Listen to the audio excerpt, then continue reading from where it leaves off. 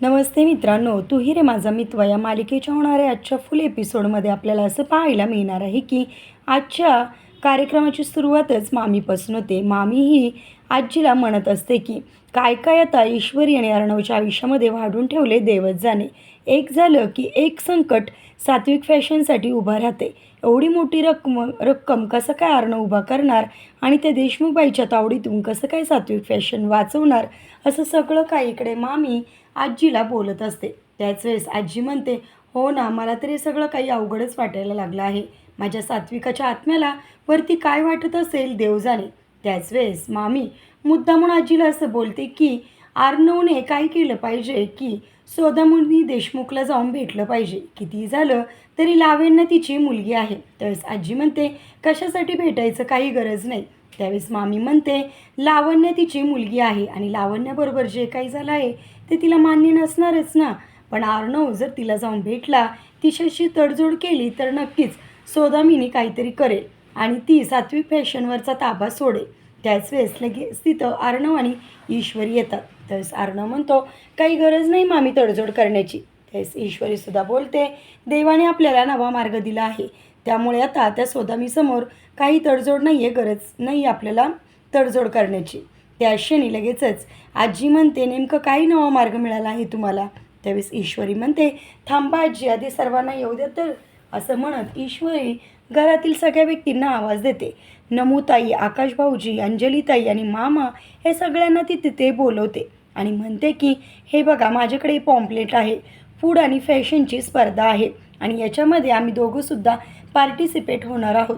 Food म्हणजे मला चांगलं जमतं आणि फॅशन अर्णव सरांमध्ये आहेच, त्यामुळे ही स्पर्धा आम्ही नक्की जिंकू आणि ही स्पर्धा जिंकल्यानंतर याच्यामध्ये जो काही इनाम भेटणार आहे त्याच्यामधून आपण आपलं सात्विक फॅशन सोडवू शकतो. त्यावेळेस अर्णवसुद्धा म्हणतो, या स्पर्धेमध्ये आपण विजयी झालो तर आपली इंटरनॅशनल लेवलला ओळख होऊन आपलं सात्विक फॅशन आपण वाचवू शकतो. त्यावेळेस लगेचच मामा असे म्हणतात की बघा, इच्छा तिथे मार्ग, गणपती बाप्पाने नवीन मार्ग तुम्हाला दाखवला. अंजलीसुद्धा खुश होते आणि म्हणते, ही स्पर्धा तुम्ही नक्की जिंकाल. आकाशसुद्धा फार आनंदी होतो. त्यानंतर मामीला मात्र हे सगळं काही बघून फार टेन्शन आलेलं असतं आणि ती मनातली मनात पुन्हा एकदा कारस्थान रचायला सुरुवात करते. ती असं म्हणते की अरे देवा, आता हे जर सक्सेसफुल झाले तर काय होणार. आता हे काही झालं तरी सौदामिनीपर्यंत ही खबर आपल्याला पोचवलीच पाहिजे, असं सगळं काही मामी बोलायला लागते. मामी इकडे सौदामीला येऊन भेटते आणि सौदामिनीला तो जे आहे पॉम्पलेट ते दाखवते. ते पॉम्पलेट देशमुखबाई वाचते आणि म्हणते की फूड आणि फॅशन स्पर्धा काय आहे सगळं. त्याच वेळेस लगेच इकडे वल्लरी असं म्हणते की 100 कोटी जिंकण्याची संधी आता ईश्वरी आणि अर्णवला मिळाली आहे. म्हणजेच आता ईश्वरी तर भरपूर सुगरण आहे, इंदोरच्या हलव्याची ती पोरगी आहे, तर इकडे अर्णवसुद्धा काही कमी नाही, तोसुद्धा फॅशनमध्ये फारच हुशार आहे. म्हणजे ते दोघंसुद्धा आता स्पर्धा नक्की जिंकणार आणि जिंकल्यानंतर ते त्यांचं सात्विक फॅशन तुमच्याकडून ओढून घेणार आणि तुम्ही बसा असेच. असं बोलल्यानंतर लगेचच इकडे सौदामिनी जी आहे ती म्हणते, असं होणार नाही आणि बरं झालं तुम्ही मला ही खबर इथे आणून दिली. देशमुखबाईला हे सगळं काही कळता क्षणीत देशमुखबाई वल्लरीला असं म्हणते की आता अर्णव आणि ईश्वरीच्या बारीक-सारीक हालचालींवर तुम्ही लक्ष ठेवायचं आणि सगळी काही माहिती मला इथे येऊन द्यायची. त्याच वेळेस वल्लरी असं म्हणते की हो, ते तर काम मी करणारच ना, सगळी काही इन्फॉर्मेशन मी तुम्हाला आणून देणार.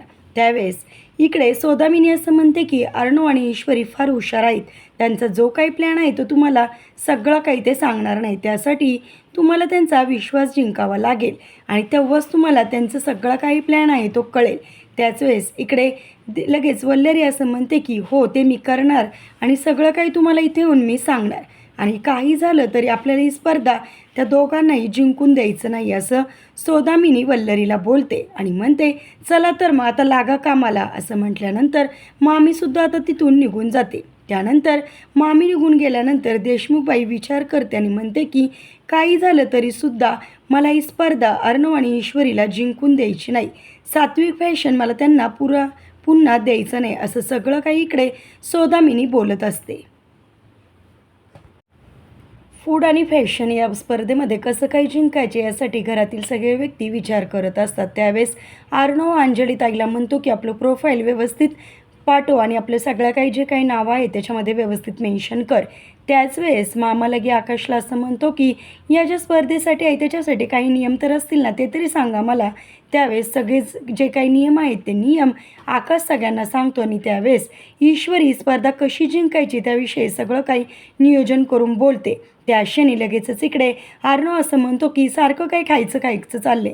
त्यावेळेस ईश्वरी चिडते आणि म्हणते की तुमच्या लक्षात आलं आहे का, फूड स्पर्धा जिंकल्याशिवाय फॅशन स्पर्धेला आपल्याला पुढे जाताच येणार नाही आहे. मग तो विचार करावाच लागेल ना, आणि फूड स्पर्धा मला जिंकावी लागेल, तेव्हाच तर तुम्ही फॅशन स्पर्धेमध्ये जाणार ना. असं बोलता क्षणी इकडे आर्नव आणि ईश्वरीमध्ये मस्करीमध्ये बाचाबाची सुरू होते. त्यावेळेस मामा म्हणतात कशाला भांडताय सारखं. त्यावेळेस ईश्वरी म्हणते मी कुठे भांडते आहे, बघा ना हेच भांडत आहेत, सारखं यांचं काय लेक्चर द्यायचं, सारखं यांचंच ऐकायचं का. असं बोलत असताना लगेचच त्या क्षणी वल्लरी मामी तिथे येते. मामीला बघितल्यानंतर आजी असं म्हणते की हे बघा वल्लरीसुद्धा आली, आता वल्लरीसलासुद्धा काहीतरी काम द्या. त्या क्षणी मामा हसतात आणि म्हणतात आई तुला असं वाटते का आपण स्पर्धा जिंकलीच नाही पाहिजे म्हणून तू बोलतीस तिला काहीतरी काम दे म्हणून. त्याच वेळेस वल्लरीला हे सगळं काही ऐकून राग येतो आणि ती असं म्हणते की सारखं काही माझ्यावर ठेवताय तुम्ही, मी काही केलं तरी प्रॉब्लेम, नाही केलं तरी प्रॉब्लेम, मला कशातच यायचं नाही. असं म्हणून ती आतमध्ये निघून जाते आणि किचनमध्ये येते नम्रतापाशी. त्याच वेळेस इकडे मामा ती आतमध्ये गेल्यामुळे आनंदी होतात आणि घरातील सगळे व्यक्ती पुन्हा एकदा फूड आणि फॅशनच्या स्पर्धेमध्ये कसं काय जिंकायचं त्याचं नियोजन करत असतात. तर वल्लरीचं मात्र पुढे काम सुरू होतं. आधीच नम्रता हे सगळं काही चाललेलं असतं ते तिला बघवत नसतं आणि त्या क्षणी आता तिथे वल्लरी नम्रतापाशी येते आणि किचनमध्ये येऊन म्हणते काय गं तू नाही गेलीस का आतमध्ये त्यांच्यापाशी, तू काय करतेस किचनमध्ये. असं म्हणून तिला भरवायचं काम वल्लरी इकडे सुरू करते. वल्लरी नम्रताला किचनमध्ये म्हणते मी तुझी काही मदत करू का. त्यावेळेस नम्रता म्हणते नको नको आई, करेल मी सगळं. परंतु इकडे वल्लरीला मात्र नम्रताला ईश्वरी विरुद्ध भडकवायचं असतं म्हणून मुद्दामून ती मध्ये मध्ये करते आणि म्हणते तू काय करतेस इथं, जा की त्यांच्यामध्ये. त्यावेळेस इकडे नम्रता म्हणते नाही, एक राऊंड झाला आहे, मी त्यांच्यासाठी कॉफी घेऊन जात आहे. त्यावेळेस वल्लरी मुद्दामून असं म्हणते की मला माहिती आहे तू त्यांच्यामध्ये बसू नये, एक चुकून जर तुझं एखादं मत पडलं आणि त्याचे जिंकले तर तुझा उदो होईल, म्हणून ईश्वरीने तुला मुद्दामून आतमध्ये पाठवले ना. त्यावेळेस नम्रताच्या मनातसुद्धा सगळ्या काही शंका यायला लागतात आणि म्हणते काय करू मग मी आई, तुम्ही सांगा ना. त्यावेळेस वल्लरीला बरोबर आतमध्ये काडी टाकण्याचं काम मिळतं आणि ती म्हणते की बघ मग तू असं कर, ईश्वरी विरुद्ध तू सुद्धा या स्पर्धेमध्ये सहभागी हो, तू सुद्धा या स्पर्धेमध्ये जिंकून दाखव. कारण जर ईश्वरी या स्पर्धेमध्ये जिंकली तर ईश्वरीचाच सगळीकडे उदय होणार, तिला घरामध्ये सुद्धा जास्त मान मिळणार, त्याचबरोबर सात्विक फॅशनसुद्धा तिच्याच नावावर कोरलं जाणार. आणि जर तुला असं होऊ द्यायचं नसेल तर तुलासुद्धा या स्पर्धेमध्ये जावंच लागेल. असं सगळं काही बोलून लगेच इकडे वल्लरी नम्रताच्या मनामध्ये ईश्वरीच्या विरुद्ध जाण्यासाठी भडकावून देते. तिच्या मनामध्ये सगळ्या काही त्या शंका चुकायला लागतात आणि म्हणते की जा ताई कॉफी तू आतमध्ये नेऊन दे. आता इकडे नम्रताच्या मनातसुद्धा सगळं काही तेच यायला लागतं ईश्वरी विरोधात. नम्रता किचनमधून कॉफी घेऊन बाहेर येते. बाहेर येता क्षणी लगेचच ती म्हणते जिजू कॉफी घ्या, आकाश कॉफी घ्या असं ती म्हणते. त्यावेळेस आकाश हा फोनवर बोलत असतो, त्याचं काही लक्षच नसतं. त्यावेळेस इकडे नम्रता असं म्हणते की मला सगळ्यांना काहीतरी महत्त्वाचं बोलायचं आहे. त्यावेळेस ईश्वरी म्हणते अगं बोल ना. त्याच वेळेस आकाश हा फोनवर बोलत असतो. त्यावेळेस आकाशला नम्रता म्हणते फोन ठेव ना आकाश, पण आकाश म्हणतो मी ऐकतोय, बोल तू. त्यावेळेस नम्रता असं बोलते की मलासुद्धा या स्पर्धेमध्ये माझी वेगळी एंट्री तयार करून यायचं आहे, मलासुद्धा वेगळी एंट्री करायची आहे. त्याच वेळेस सगळ्यांना जरा धक्का बसतो आणि त्यावेळेस मामासुद्धा म्हणतात वेगळी एंट्री ती कशाला. त्यावेळेस आकाशसुद्धा फोन ठेवतो आणि म्हणतो वेगळी एंट्री कशाला. त्यावेळेस नम्रता म्हणते आता कसं काय फोन ठेवलास रे, मगाशी तर ठेवलं नाहीस ना, मला वेगळी एंट्री पाहिजे. त्यावेळेस लगेचच मामा म्हणतात ते कशासाठी. त्यावेळेस नम्रता म्हणते जर आपण दोघंसुद्धा या स्पर्धेमध्ये उतरलो तर ईश्वरी आणि जिजू आणि आपण दोघंसुद्धा असतो तर जिंकण्याचे चान्सेस जास्त असतील ना. त्यावेळेस इकडे आर्नवसुद्धा म्हणतो हो शी इज राईट, आपण करूयात तसं, वेगळी एंट्री करूया त्यांची. त्यावेळेस लगेच सगळेजण असं म्हणतात की पण एकाच प्रोफाईलवरून एकाच सात्विक फॅशनवरून 2 एंट्र्या कसं काय होऊ शकतात. त्यावेळेस अर्णव असं म्हणतो की आपण आकाशची वेगळ्या नावाने एंट्री करू शकतो. तो अंजलीला म्हणतो आकाशची एंट्री याच्यामध्ये करू नको, आकाश आणि नम्रताची एंट्री आपण वेगळ्या नावाने करूयात. असं म्हणून दोघंसुद्धा आता दोघांची वेगळी एंट्री तयार करून त्याच्यामध्ये येतात. त्यावेळेस इकडे वल्लरी असं म्हणते की बरं झालं माझ्या पेद्याने चांगलीच राणी उडवली, माझा पेदा चांगलेच कामी आला, आता येणार खरी मज्जा. त्यावेळेस इकडे मामासुद्धा म्हणतात आता घरच्या लक्ष्मीनेच नवी सुरुवात केली पाहिजे ना, बटन दाबण्याचा अधिकार आता फक्त घरच्या लक्ष्मीला आहे, असं म्हणून नम्रताला तो अधिकार देतात. त्यावेळेस लगेच मामासुद्धा म्हणतात चला मग देवाचं नाव घेऊया, गणपती बाप्पा मोरया, असं म्हणत ते दोघंसुद्धा आता त्या स्पर्धेमध्ये पार्टिसिपेट होतात. आता म्हणजेच आता त्यांच्या खऱ्या अर्थाने स्पर्धेला सुरुवात झालेली असते. आणि इकडे नम्रता मात्र मनातली मनात असं म्हणते आता बघ ईश्वरी, तुला मी कशा प्रकारे हरवते आणि माझं वर्चस्व कसं मी निर्माण करते, आता तूच बघत राहा. म्हणजे ईश्वरीला फक्त आणि फक्त नम्रताला फक्त आणि फक्त ईश्वरीला हरवण्यासाठीच या स्पर्धेमध्ये उतरायचं असतं. तर इकडे मामीला हे सगळं काही बघून फारच आनंद होत असतो. सौदामिनी जे काही गुंड पाठवलेले असतात ते गुंड त्यांचं काम करत असतात. सात्विक फॅशनच्या मालाचा टेम्पो हा रोडने चाललेला असतो. त्या क्षणी सौदामिनीचे गुंड आहेत ते मुद्दाममध्ये गाडी उभा करतात आणि गाडी बंद असलेलं नाटक करतात आणि किती आवाज देतात. सात्विक फॅशनमधले जे टेम्पो आहेत ते आवाज देतात की गाडी बाजूला घ्या, काय प्रॉब्लेम आहे, परंतु त्या गाडीमध्ये जे काही गुंड असतात ते कोणीसुद्धा काहीच ऐकत नाही. मुद्दामून ते असं दाखवतात की गाडी बंद पडली आणि आम्ही ती दुरुस्त करतोय.